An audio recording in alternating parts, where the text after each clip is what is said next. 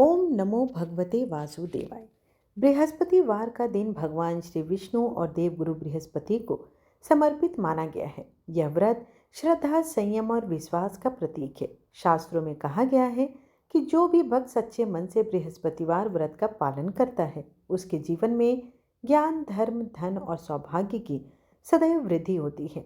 इस पावन दिन पीले वस्त्र धारण कर पीले पुष्प, चने की दाल, गुड़ और केले का भोग अर्पित करने से भगवान विष्णु अति प्रसन्न होते हैं। बृहस्पतिवार व्रत विशेष रूप से वैवाहिक सुख, शांति, संतान प्राप्ति, आर्थिक उन्नति और ग्रह दोष शांति के लिए अत्यंत फलदायी माना गया है। आज की इस कथा में हम जानेंगे कि कैसे देवगुरु बृहस्पति की कृपा से निर्धनता दूर होती है, बिगड़े कार्य बनते हैं और जीवन में सुख समृद्धि का वास होता है। तो आइए श्रद्धा और विश्वास के साथ सुनते हैं बृहस्पति व्रत की पावन कथा और भगवान श्री विष्णु व देवगुरु बृहस्पति से आशीर्वाद प्राप्त करते हैं। प्रेम से बोलिए विष्णु भगवान की जय। बृहस्पतिवार के दिन सूर्योदय से पहले उठकर स्नान आदि से निवृत्त होकर भगवान बृहस्पति देव का स्मरण करते हुए व्रत का आरंभ करना चाहिए। एक चौकी पर साफ पीला वस्त्र बिछाकर उस पर बृहस्पति देव या श्री विष्णु भगवान की किसी भी प्रतिमा को स्थापित करनी चाहिए। फिर भगवान बृहस्पति देव को पीले रंग के पुष्प और पीले रंग की पूजा सामग्री अर्पित करनी चाहिए, क्योंकि बृहस्पति देव को पीला रंग विशेष रूप से अति प्रिय है। स्नान करने के बाद पीले रंग के वस्त्र धारण करने का भी एक विशेष महत्व बताया गया है। पीले रंग के पुष्प, केले और पीले चंदन से भगवान बृहस्पति देव की पूजा करने का विधान है। बृहस्पतिवार के व्रत में भक्त को पूरे दिन में एक ही समय भोजन करना चाहिए। भोजन में चने की दाल, बेसन और दूसरे पीले रंग के खाद्य पदार्थों का ही सेवन करना चाहिए। व्रत करने वाले पुरुष को बृहस्पतिवार के दिन दाढ़ी या सिर के बाल नहीं कटवाने चाहिए। पूजा के समय भगवान बृहस्पति देव से जो मनोकामना मांगी जाती है, वे उस मनोकामना को अवश्य ही पूर्ण करते हैं। कथा का श्रवण करते समय अपने हाथ में पीले चने की दाल अवश्य रखें। कथा समाप्ति के बाद दाल को केले की जड़ में या फिर बृहस्पति देव के चरणों में अर्पित कर देना चाहिए। आइए अब हम सुनते हैं बृहस्पतिवार व्रत की पौराणिक कथा। आप सभी से अनुरोध है कि कथा का रसपान करने से पूर्व दिल से कमेंट बॉक्स में हरे कृष्णा अवश्य लिखें। एक राजा था, वह बहुत ही दानी था। वह नित्य गरीबों और ब्राह्मणों की सहायता किया करता था। यह बात उसकी रानी को अच्छी नहीं लगती थी। वह न तो गरीबों को दान देती, न ही भगवान का पूजन करती थी और राजा को भी दान देने से मना किया करती थी। एक दिन राजा शिकार खेलने वन को गए हुए थे, तो रानी महल में अकेली थी। उसी समय बृहस्पति देव साधु का वेश बदलकर राजा के महल में भिक्षा मांगने आए और रानी से भिक्षा मांगी। तब रानी ने भिक्षा देने से इनकार किया और कहा, हे साधु महाराज, मैं तो इस दान पुण्य से तंग आ गई हूँ। मेरा पति सारा धन लुटाते रहते हैं। मेरी इच्छा है कि हमारा सब धन नष्ट हो जाए, ताकि मैं फिर ना रहेगी बांस, ना बजेगी बांसुरी। साधु ने कहा, देवी, तुम तो बड़ी विचित्र हो। धन संतान तो सभी चाहते हैं, पुत्र और लक्ष्मी तो पापी के घर भी होने चाहिए। यदि तुम्हारे पास अधिक धन है तो भूखों को भोजन दो, प्यासों के लिए प्याव बनवाओ, मुसाफिरों के लिए धर्मशालाएं खुलवाओ। जो निर्धन अपनी कुंवारी कन्याओं का विवाह नहीं कर सकते, उनका विवाह करा दो। ऐसे और कई काम हैं जिनको करने से तुम्हारा यश लोक परलोक में फैलेगा। परंतु रानी पर साधु के उपदेश का कोई प्रभाव न पड़ा। वह बोली, महाराज, आप मुझे कुछ ना समझाएं। मैं ऐसा धन नहीं चाहती जिसे मैं हर किसी को बांटती चलूं। साधु ने उत्तर दिया, यदि तुम्हारी ऐसी इच्छा है तो तथास्तु।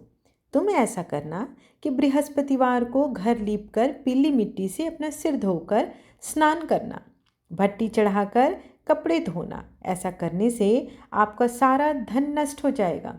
इतना कहकर वह साधु महाराज वहां से आलोप हो गए। साधु के अनुसार कई बातों को पूरा करते हुए रानी को केवल 3 बृहस्पतिवार ही बीते थे कि उसकी समस्त धन संपत्ति नष्ट हो गई। भोजन के लिए राजा का परिवार तरसने लगा।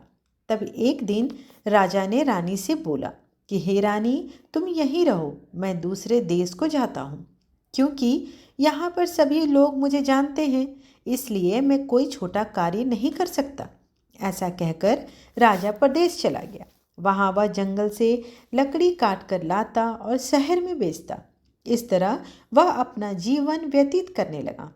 इधर राजा के परदेश जाते ही रानी और दासी दुखी रहने लगी। एक बार जब रानी और दासी को 7 दिन तक बिना भोजन के रहना पड़ा, तो रानी ने अपनी दासी से कहा, हे दासी, पास के नगर में मेरी बहन रहती है, वह बड़ी धनवान है, तो उसके पास जा और कुछ ले आ, ताकि थोड़ी बहुत गुजर बसर हो जाएगी। दासी रानी के बहन के पास गई।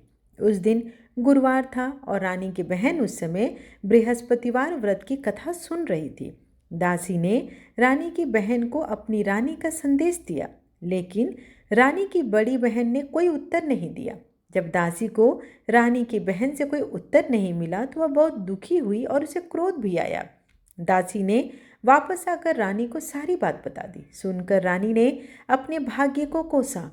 उधर रानी की बहन ने सोचा कि मेरी बहन की दासी आई थी, परंतु मैं उससे नहीं बोली, इससे वह बहुत दुखी हुई होगी। कथा सुनकर और पूजन को समाप्त करके वह अपनी बहन के घर आई और कहने लगी, हे बहन, मैं बृहस्पतिवार का व्रत कर रही थी, तुम्हारी दासी मेरे घर आई थी, परंतु जब तक कथा होती है तब तक ना उठते हैं और ना ही बोलते हैं, इसलिए मैं नहीं बोली। कहो दासी, क्यों गई थी? रानी बोली, बहन, तुमसे क्या छिपाऊं, हमारे घर में खाने तक को अनाज नहीं है। ऐसा कहते कहते रानी की आंखें भर आई। उसने दासी समेत पिछले 7 दिनों से भूखे रहने की बात अपनी बहन को विस्तार पूर्वक सुना दी। रानी की बहन बोली, देखो बहन, भगवान बृहस्पति देव सबकी मनोकामना पूर्ण करते हैं। देखो, शायद तुम्हारे घर में अनाज रखा हो। पहले तो रानी को विश्वास नहीं हुआ, पर बहन की आग्रह करने पर उसने अपनी दासी को अंदर भेजा तो उसे सचमुच अनाज से भरा एक घड़ा मिल गया। उसे देखकर दासी को बड़ी हैरानी हुई। दासी ने रानी से कहा, हे रानी, जब हमको भोजन नहीं मिलता तो हम व्रत ही तो करते हैं, इसलिए क्यों न इनसे व्रत और कथा की विधि पूछ ली जाए, ताकि हम भी इस उत्तम व्रत को कर सके। तब रानी ने अपनी बहन से बृहस्पतिवार व्रत के बारे में पूछा। उसकी बहन ने बताया कि बृहस्पतिवार के व्रत में चने की दाल और मुनक्का से विष्णु भगवान का केले की जड़ में पूजन करें तथा दीपक जलाएं, व्रत कथा सुने और पीला भोजन ही करें। इससे बृहस्पति देव प्रसन्न होते हैं। और व्रत और पूजन विधि बताकर रानी अपने घर लौट आई। 7 दिन के बाद जब गुरुवार आया तो रानी और दासी ने व्रत रखा। गुड़साल में जाकर चना और गुड़ लेकर आई, फिर उससे केले की जड़ तथा विष्णु भगवान का पूजन किया। अब पीला भोजन कहाँ से लाएं? दोनों बहुत दुखी थी। चूंकि उन्होंने व्रत किया था, इसलिए बृहस्पति देव उनसे प्रसन्न थे। इसलिए वे एक साधारण व्यक्ति का रूप धारण करके 2 थालों में सुंदर पीला भोजन दासी को दे गए। भोजन पाकर दासी प्रसन्न हुई और फिर रानी के साथ मिलकर भोजन को ग्रहण किया। उसके बाद वे सभी गुरुवार को व्रत और पूजन करने लगी। बृहस्पति भगवान की कृपा से उनके पास फिर से धन संपत्ति आ गई, परंतु रानी फिर से पहले की तरह आलस्य करने लगी। तब दासी बोली, देखो रानी, तुम पहले भी इस प्रकार आलस्य करती थी, तुम्हें धन के रखने में कष्ट होता था, इस कारण सभी धन नष्ट हो गया है, और जब तुम्हें भगवान बृहस्पति देव की कृपा से धन प्राप्त हुआ है तो तुम्हें फिर से आलस्य होता है। रानी को समझाते हुए दासी कहती है कि बड़ी मुसीबतों के बाद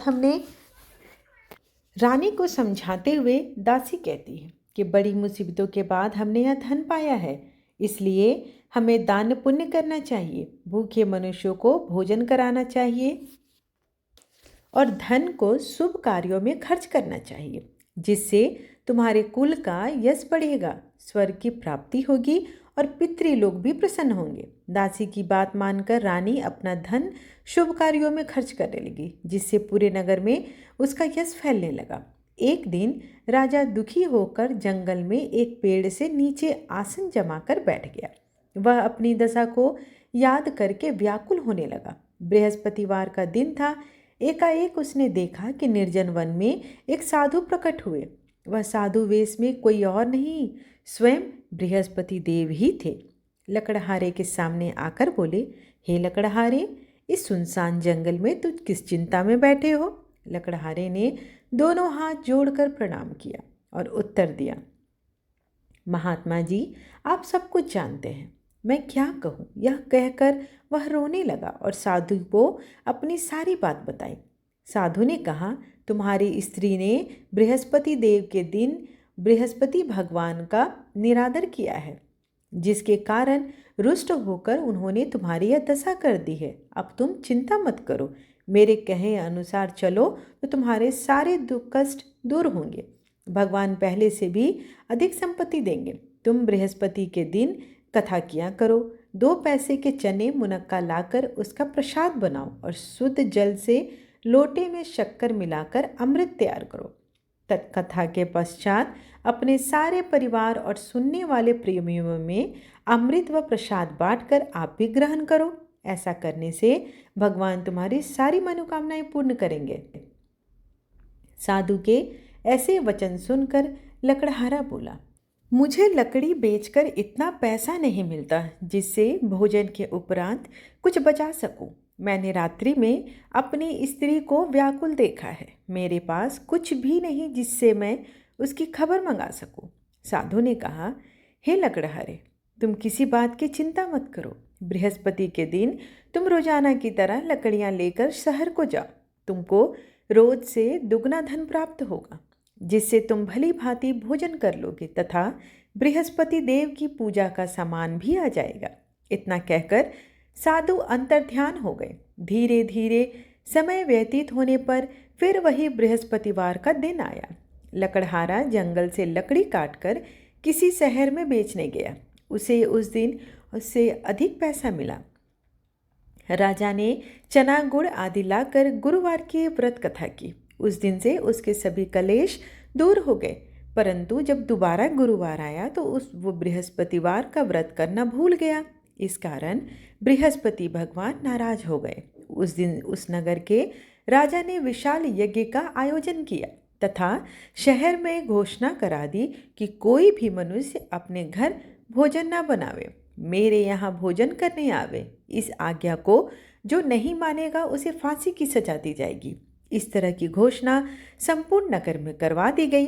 राजा की आज्ञा अनुसार शहर के सभी लोग भोजन करने गए, लेकिन लकड़हारा कुछ देर से पहुंचा, इसलिए राजा उसको अपने साथ घर लेकर गए और ले जाकर भोजन करा रहे थे तो रानी की दृष्टि उस खूंटी पर पड़ी जिस पर उसका हार लटका हुआ था। वह वहां पर दिखाई नहीं दिया। रानी ने निश्चय किया कि मेरा हार इसी मनुष्य ने चुरा लिया है। उसी समय सिपाहियों को बुलाकर उसको कारागार में डलवा दिया। जब लकड़हारा कारागार में पड़ गया और बहुत दुखी होकर विचार करने लगा कि न जाने कौन से पूर्व जन्म के कर्म से मुझे यह दुख प्राप्त हुआ है, और उसी साधु को याद करने लगा जो कि जंगल में मिला था। उसी समय तत्काल बृहस्पति देव साधु के रूप में प्रकट हो गए और उसकी दशा को देखकर कहने लगे, अरे मूर्ख, तूने बृहस्पति देव की कथा नहीं करी है, इस कारण तुझे दुख प्राप्त हुआ है। अब चिंता मत कर। बृहस्पतिवार के दिन कारागार के दरवाजे पर 4 पैसे पड़े मिलेंगे। उनसे तू बृहस्पति देव की पूजा करना, तेरे सभी कष्ट दूर हो जाएंगे। बृहस्पति के दिन उसे 4 पैसे पड़े मिले। लकड़हारे ने कथा कही। उसी रात्रि को बृहस्पति देव ने उस नगर के राजा को स्वप्न में कहा, हे राजा, तुमने जिस आदमी को कारागार में बंद किया है वह तो निर्दोष है, वह राजा है, उसे छोड़ दो। रानी का हार उसी खूंटी पर लटका है। अगर तू ऐसा नहीं करेगा तो मैं तेरे राज्य को नष्ट कर दूंगा। इस तरह रात्रि के स्वप्न को देखकर राजा प्रातःकाल उठा और खूंटी पर हार देखकर लकड़हारे को बुलाकर क्षमा मांगी तथा लकड़हारे को योग्य सुंदर वस्त्र आभूषण देकर विदा कर दिया। बृहस्पति देव की आज्ञा अनुसार लकड़हारा अपने नगर को चल दिया। राजा जब अपने नगर के निकट पहुंचा तो उसे बड़ा आश्चर्य हुआ। नगर में पहले से अधिक बाग, तालाब, कुएं और धर्मशाला बने हुए थे। राजा ने पूछा, यह किसका बाग है? यह किसकी धर्मशाला है? तब नगर के लोग कहने लगे, यह सब रानी और बांदी के हैं। तो राजा को आश्चर्य हुआ और साथ में गुस्सा भी आया। जब रानी ने यह खबर सुनी कि राजा आ रहे हैं तो उन्होंने बांदी से कहा, हे दासी, देखो राजा हमको कितनी बुरी हालत में छोड़ गए थे। वे हमारी ऐसी हालत देखकर लौट न जाए, इसलिए तू दरवाजे पर खड़ी हो जा। आज्ञा अनुसार दासी दरवाजे पर खड़ी हो गई और राजा जब आए तो उनको अपने साथ लेकर घर आई। तब राजा ने क्रोध करके अपनी रानी से पूछा, यह धन तुम्हें कैसे प्राप्त हुआ है? और तो उन्होंने कहा, हमें यह सब धन बृहस्पति देव के व्रत के प्रभाव से प्राप्त हुआ है। राजा ने निश्चय किया कि 7 रोज बाद तो सभी बृहस्पति देव का पूजन करते हैं, परंतु मैं प्रतिदिन दिन में 3 बार कहानी तथा रोज व्रत किया करूँगा। अब हर समय राजा के दुपट्टे में चने की दाल बंधी रहती थी तथा दिन में 3 बार कहानी कहता। एक रोज राजा ने विचार किया कि चलो अपनी बहन के यहाँ हो आते हैं। इस तरह निश्चय कर राजा घोड़े पर सवार हो अपनी बहन के यहाँ चलने लगा। मार्ग में उसने देखा कि कुछ आदमी एक मुर्दे को लिए जा रहे हैं। उन्हें रोककर राजा कहने लगे, अरे भाइयों, मेरे बृहस्पति देव की कथा श्रवण कर लो।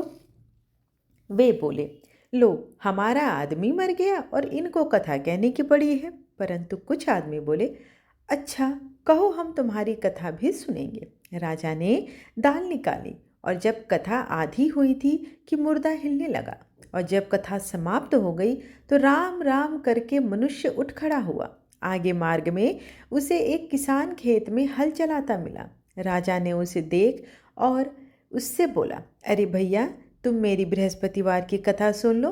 किसान बोला, जब तक मैं तेरी कथा सुनूंगा तब तक 4 हरैया जोत लूँगा। जा अपनी कथा किसी और को सुना। इस तरह राजा आगे चलने लगा। राजा के हटते ही बैल पछाड़ खाकर गिर गए तथा किसान के पेट में जोर से दर्द होने लगा। उस समय उसकी माँ रोटी लेकर आई। उसने जब यह देखा तो अपने पुत्र से सब हाल पूछा और बेटे ने सभी हाल कह दिया। तो बुढ़िया दौड़ी दौड़ी घुड़सवार के पास गई और बोली, मैं तेरी कथा सुनूंगी, तुम अपनी कथा मेरे खेत पर चलकर कहो। राजा ने बुढ़िया के खेत पर जाकर कथा कही, जिसके सुनते ही वह बैल खड़े हो गए और किसान के पेट का दर्द भी बंद हो गया।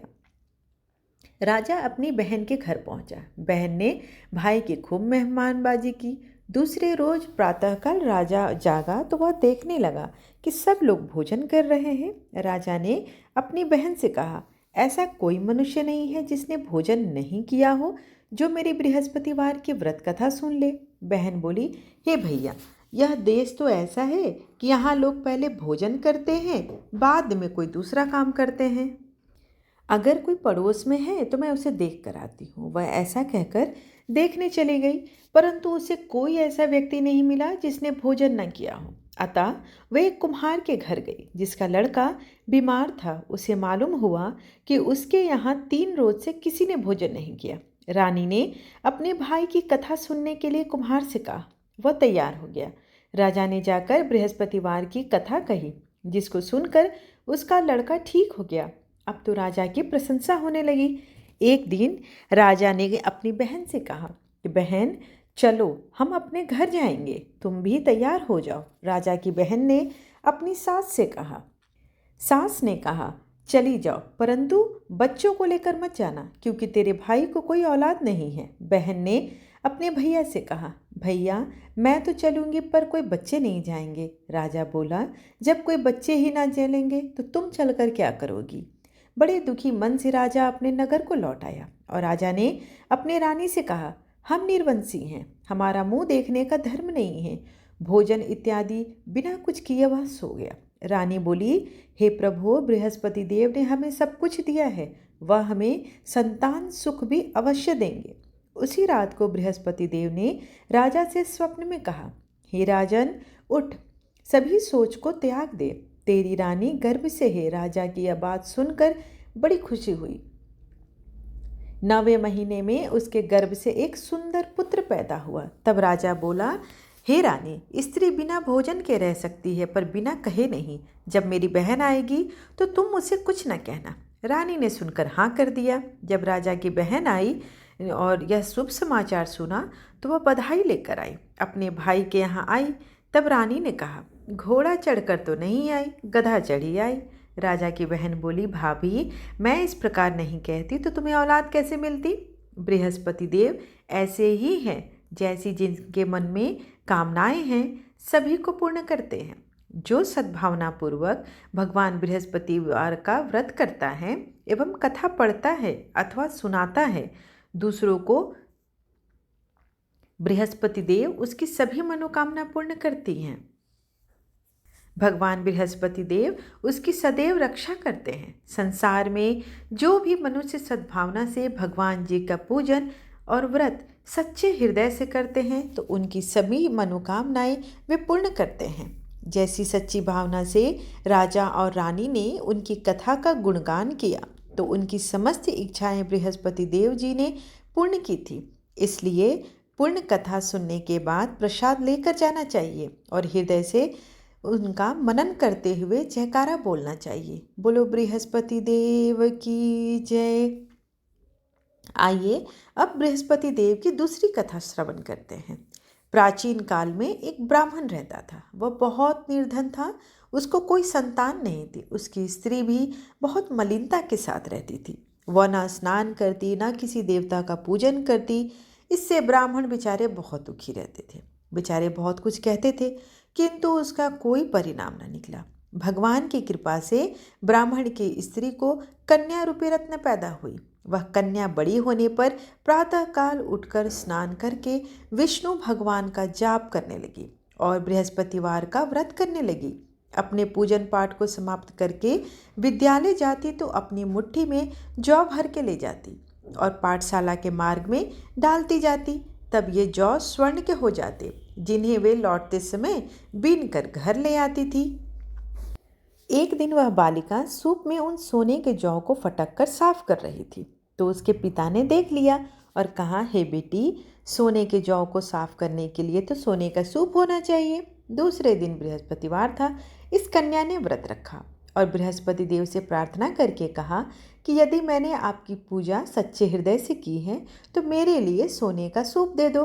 बृहस्पति देव ने उस प्रार्थना को स्वीकार कर लिया। रोजाना की तरह जब कन्या जौ फैलाती हुई जाने लगी, जब लौटकर जौ बिन रही थी तो बृहस्पति देव की कृपा से उसे सोने का सूप मिला। उसे वह घर ले आई और उसमें जौ को साफ करने लगी, परंतु उसकी माँ का वही ढंग रहा। एक दिन की बात है कि वह कन्या सोने के सूप में जौ साफ कर रही थी।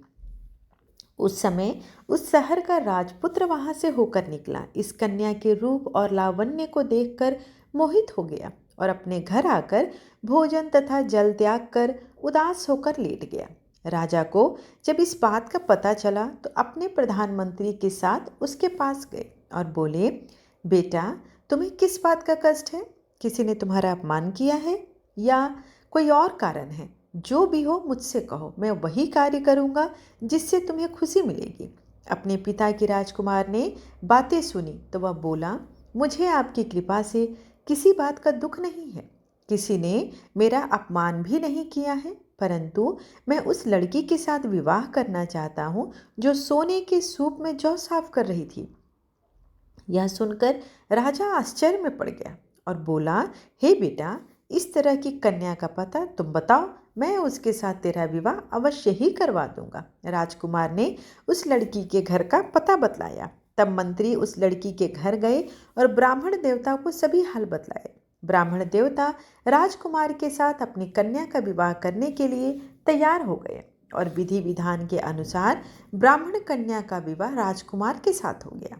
कन्या के घर से जाते ही पहले की भांति उस ब्राह्मण देवता के घर में गरीबी का निवास हो गया। अब भोजन के लिए भी अन्न बड़ी मुश्किल से मिलता था। एक दिन दुखी होकर ब्राह्मण देवता अपनी पुत्री के पास गए। बेटी ने पिता की ऐसी हालत देखकर अपनी माँ का हाल पूछा। तब ब्राह्मण ने सभी हाल कहा। कन्या ने बहुत सा धन देकर अपने पिता को विदा कर दिया। इस तरह ब्राह्मण का कुछ समय सुखपूर्वक व्यतीत हुआ। कुछ दिन बाद फिर वही हाल हो गया। ब्राह्मण फिर अपनी कन्या के यहाँ गया और सारा हाल कहा तो लड़की बोली, हे पिताजी, आप माता जी को लेते आइए, मैं उन्हें विधि बता दूंगी जिससे गरीबी दूर हो जाए। वह ब्राह्मण देवता अपनी स्त्री को साथ लेकर पहुंचे तो माँ को वो समझाने लगी, हे माँ, तुम प्रातःकाल प्रथम स्नान आदि करके विष्णु भगवान का पूजन करो तो सब दरिद्रता दूर हो जाएगी। परंतु उसकी माँ ने एक भी बात नहीं मानी और प्रातःकाल उठकर अपनी पुत्री के बच्चों की जूठन को खा लिया। इससे उसकी पुत्री को भी बहुत गुस्सा आया और रात में एक कोठरी में उन्हें बंद कर दिया। अपनी माँ को उसमें बंद कर दिया और सुबह प्रातःकाल उसे निकाला तथा स्नान आदि करा के पाठ करवाया तो उसकी माँ की बुद्धि ठीक हो गई। फिर प्रत्येक बृहस्पतिवार को वह व्रत करने लगी। इस व्रत के उत्तम प्रभाव से उसके माँ बाप बहुत धनीवान हो गए और पुत्रवान हो गए और बृहस्पति जी के प्रभाव से इस लोक के सुख को भोग कर स्वर्ग को प्राप्त हुए। बोलिए बृहस्पति देव की जय। आइए बृहस्पति देव की आरती करते हैं। ओम जय बृहस्पति देवा, ओम जय बृहस्पति देवा, छिण छिण भोग लगाऊं कदली फल मेवा। ओम जय बृहस्पति देवा, तुम पूर्ण परमात्मा, तुम अंतर्यामी, जगत पिता जगदीश्वर, तुम सबके स्वामी। ओम जय बृहस्पति देवा, चरणामृत निज निर्मल, सब पातक हरता, सकल मनोरथ दायक, कृपा करो भरता। ओम जय बृहस्पति देवा, तन मन धन अर्पण कर, जो जन शरण पड़े, प्रभु प्रकट तब हो कर, आकर द्वार खड़े। ओम जय बृहस्पति देवा, दीन दयाल दयानिधि, भक्तन हितकारी, पाप दोष सब हरता, भवबंधन हारी। ओम जय बृहस्पति देवा, सकल मनोरथ दायक, सब संशय टारी, विषय विकार मिटाओ, संतन सुखकारी। ओम जय बृहस्पति देवा, जो कोई आरती तेरी प्रेम सहित गावे, ज्येष्ठानंद आनंद करे, निश्चय फल पावे। ओम जय बृहस्पति देवा। सब बोलो विष्णु भगवान की जय, बोलो बृहस्पति देव की जय। देव गुरु बृहस्पति देव हमें सिखाते हैं कि धर्म का मार्ग ही जीवन का सही मार्ग है। गुरु का सम्मान ही सफलता की कुंजी है और ज्ञान का प्रयोग सेवा के लिए होना चाहिए। भक्ति का उद्देश्य मोक्ष होना चाहिए।